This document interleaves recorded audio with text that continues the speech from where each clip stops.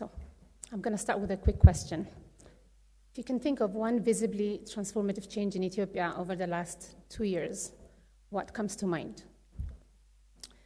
For many of us, the answer is immediate: the changing faces of our cities. Across the country, we see new corridors, new urban parks, upgraded riversides, and expanding economic zones that are transforming how our cities look and function. But beyond infrastructure and aesthetic, a more critical question emerges. Can our transformed cities become Ethiopia's next engines of growth? That is the question at the heart of today's presentation. Before we begin the presentation, let's quickly watch a short video that really captures the transformation that's happening across the country.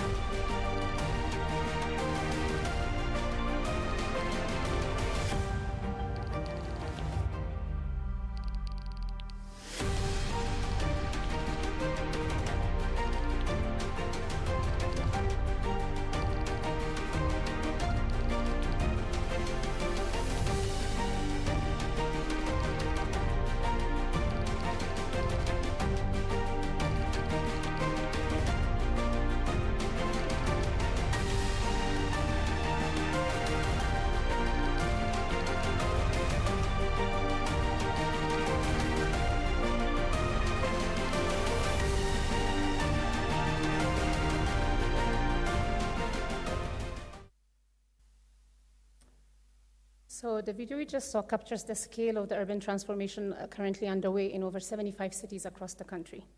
So the next challenge is, how can we convert this physical transformation into a sustained economic transformation?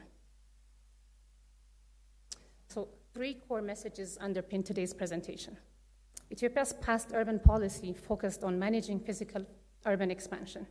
Today, the objective is about making our cities more productive.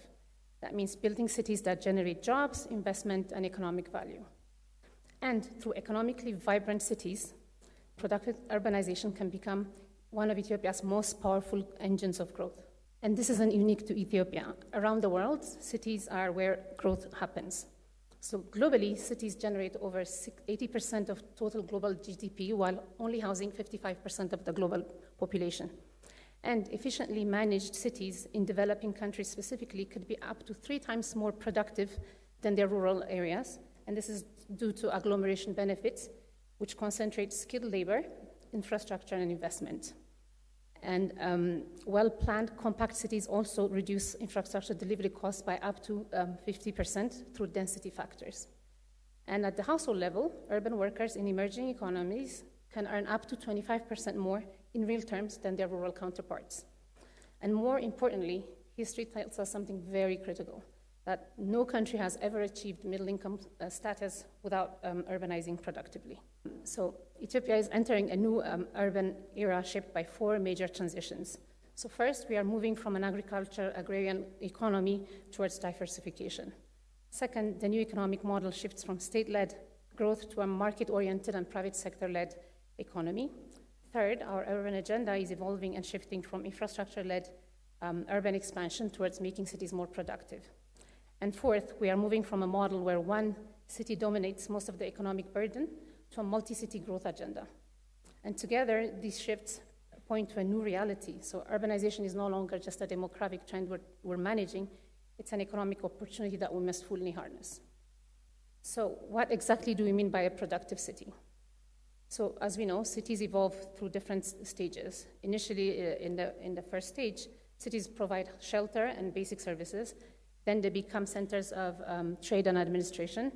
And ultimately, the next stage is the productive city. So a productive city generates quality jobs, attracts investments, and provides economic value. It combines 5 key elements: strong economic base, efficient infrastructure, skilled labor, quality jobs, and an investment-enabling environment. So this is the destination of Ethiopia's urban transformation agenda. And the urgency is growing as urbanization in Ethiopia accelerates. Today, nearly 32 million Ethiopians, or about a quarter of Ethiopians, live in urban areas. Our cities are generating more than half of the national economic output, and our current urbanization growth rate is very high, 5% annually, which is among the top 5 fastest urbanization rates globally. Yet, despite this great urban momentum, a central paradox remains. So while our cities have been expanding physically, the productivity gains that we expect from urbanization have not fully materialized. So manufacturing remains below potential. There are too many jobs in the informal sector. Youth unemployment is still a concern. And many of our secondary cities are economically underutilized and underleveraged. In short, the urban expansion has outpaced our urban productivity. And the bottleneck is not population growth. As mentioned, the urban population is expanding and growing. It's about economic depth and quality of jobs. This is the critical gap that productive cities seek to close. And to understand our current urban reality, let us briefly look at the evolution of Ethiopia's urban policy over time. So our urban policy has evolved through 3 distinct phases over the last 5 decades. And each phase has contributed important foundations to build on, as well as lessons for the next stage of our urbanization journey. So under the Derg, urbanization was tightly controlled and suppressed. During the EPRDF, cities did expand physically through infrastructure investment. And today, as mentioned, the focus is on enhancing the productivity and the economic vibrancy of cities. This is perhaps the most important transition on the urban agenda in Ethiopia. So urban policy is no longer about only managing physical expansion of our cities. It's becoming an economic policy. So lessons from previous phases help explain why this shift matters today. So just to look at each phase in depth. So as mentioned, urbanization during the Derg era was largely suppressed. Cities primarily functioned as administrative control centers rather than economic engines. And state-led rural-first policies and villagization programs slowed urban development. And restrictions on private enterprises reduced investment and business growth. Inefficient and underfunded state-led enterprises were able to bring about a structural transformation. So the Derg era taught us that cities cannot drive transformation when investment and entrepreneurships are restricted. So the next phase expanded cities dramatically, but reveals a different lesson. So the EPRDF period delivered major infrastructure and urban expansion. However, the economic ecosystems lagged behind. Industrialization, jobs, strategic infrastructure, and housing targets were all falling short. Our cities expanded physically, but without becoming fully productive. So the key lesson here is that infrastructure is necessary, but not sufficient. Economic ecosystems must be built alongside physical investment to foster full economic transformation. And this lesson particularly informs the urban strategy we are pursuing today. Today, Ethiopia is pursuing a totally different urban model. Cities are viewed as instruments that can generate growth. We are integrating economic, sectoral, and urban policies around making cities engines of growth and job creation. So the strategic goal is to really to reposition cities from centers of consumption to centers of production. Essentially, we are building our cities and economies together. This new model is shifting from a one-city economic dominance, Addis Ababa, to building a network of high-performing cities that leverage their economic potential. Historically, Ethiopia's urban economy, as you know, has been strictly concentrated in Addis Ababa. Yes, Addis Ababa will remain the economic anchor. However, Ethiopia's future growth cannot just strictly depend on a single city alone. Our secondary cities are currently emerging and increasingly becoming important sources of our national growth, through different economic specialization, including industrial hubs, logistics corridors, trade and border gateways, and tourism destinations. So economic specialization for cities allows the city to compete where it has a comparative and competitive advantage. So industrial cities can really focus on manufacturing, construction, or mining, whereas border cities can really facilitate trade. Tourism cities can fully monetize cultural and natural assets, and logistics cities can improve connectivity. So this approach can diversify growth, unlock regional potential, reduce economic and concentration risks, and strengthens national integration. So if you can think of competitive economies, the US as New York City as known as the financial center, or we can go to China and think of Guangzhou as the manufacturing city. So in Ethiopia, what we want is when we think of Hawassa, we all think of, okay, that's the manufacturing city. Or if you think of Harar, it's the cultural heritage tourism city. So this is basically giving each secondary city a primary economic identity, and build on that. And to operationalize this urban transformation vision, we are pursuing a two-track strategically simultaneously. So one approach balances immediate return, while long-term growth is also being built. So first, we optimize the productivity of our existing cities where infrastructure and economic activity already exist, and this is through regeneration and modernization of our urban centers. On the second track, we are proactively building future productive cities that can really absorb and accommodate future economic growth and population expansion. This allows us to capture simultaneously value today while also preparing for tomorrow. So, regardless of location or economic specialization, productive cities really require a common set of foundations that work together. First is livability. This helps make cities attractive and functional. Second is the competitiveness that makes cities good places to do business. Third is inclusion, which is very important, which ensures that urban growth is supported by human capital and broad participation. And fourth is the smart cities, where you get improved efficiency and reduced transaction costs for urban management. These four pillars convert simple urbanization into productivity. So a city that is only livable is not enough, and a city that is only competitive is not sufficient. Productive cities require all four foundations to be fully operational. So let's quickly look at each pillar. So livability is often viewed as a quality of life objective. It's actually also an economic objective. Clean, safe, and functional cities attract talent, investment, and tourism. So the scale of a transformation currently underway in Ethiopia is significant. Just to pick up some metrics to showcase the achievements.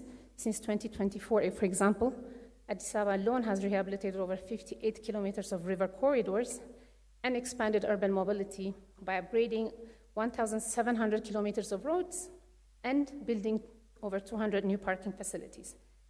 And the city has also built over 2,000 small stadiums. And these investments are already improving how people move, work, and interact across the city. Importantly, they are also creating economic value for the city and for the residents, actually. Land values in Addis Ababa, for example, in specific areas where there's been interventions just in the last year and a half, land has appreciated by 30%. This all demonstrates a critical point. Urban infrastructure is not just a public service, it's a productive capital that enhances a city's economic potential.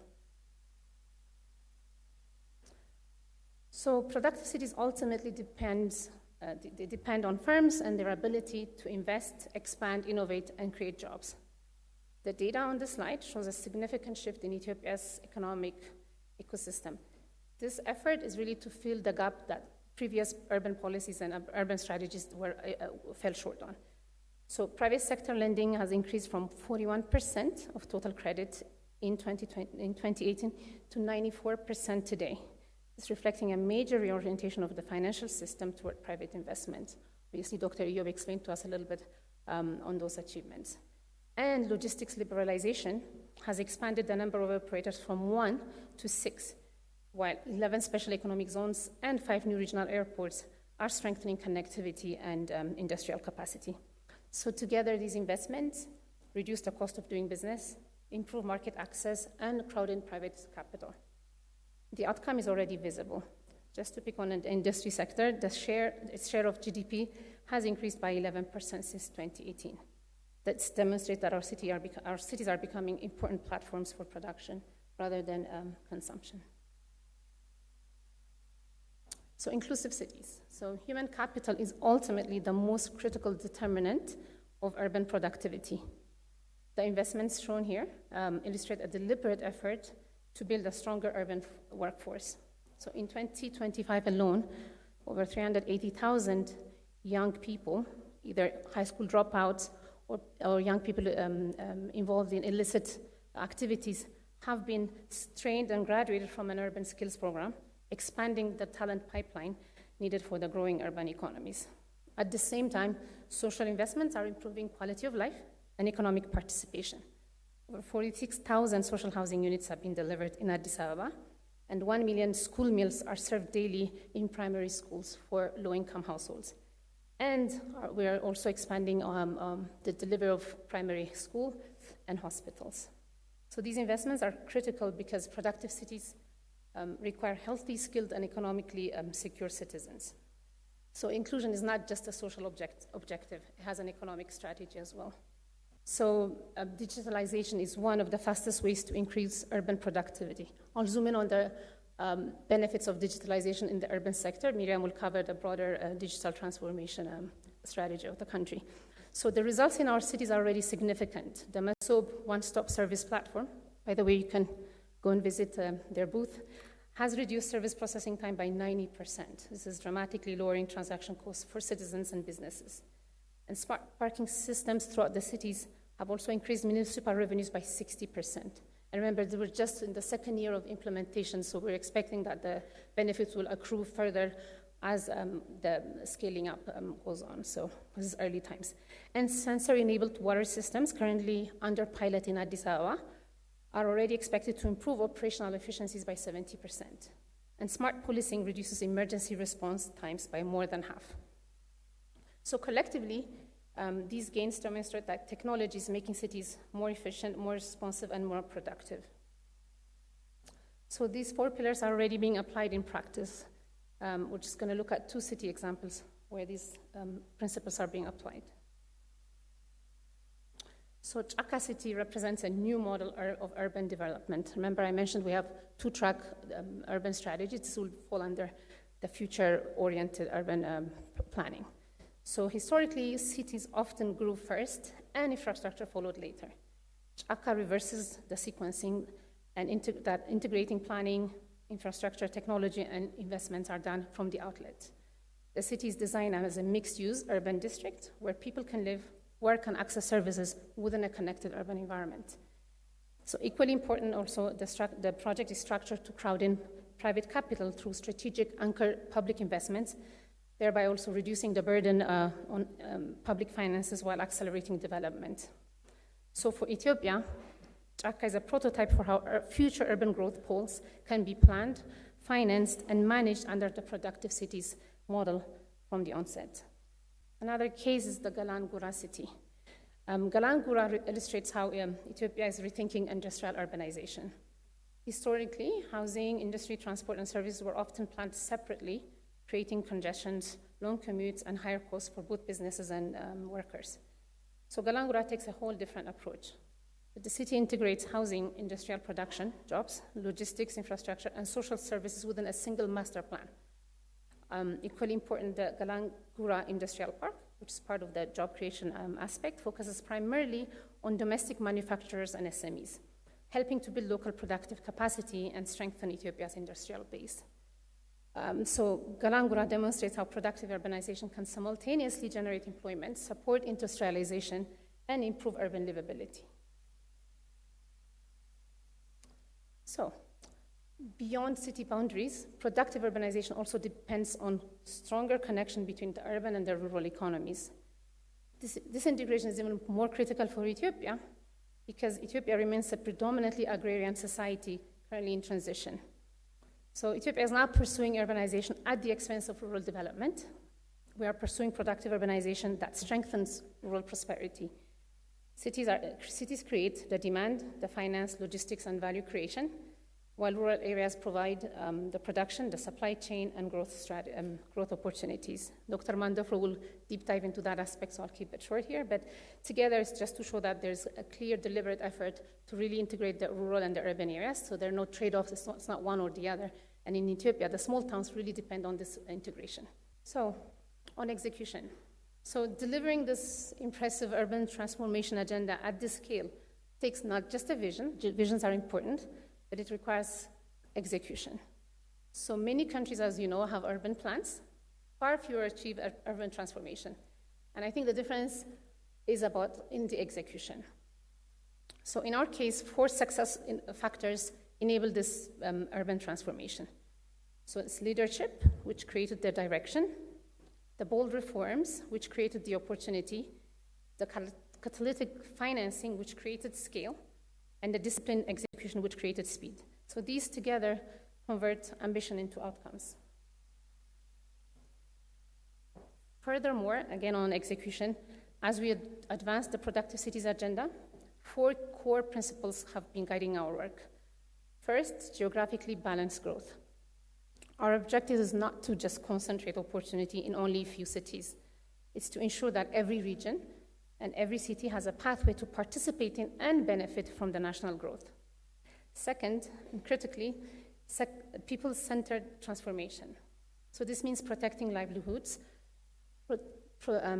preserving social capitals and and supporting vulnerable households to ensure the benefit, of course, reaches all segments of society. Thirdly, it's building domestic value. So it's maximizing benefits for Ethiopian firms, workers, and SMEs through domestic production, procurement, and technology transfer. Lastly, it's creating stronger urban and rural economic linkages, as I just talked about. So cities' growth drives rural prosperity and shared national development.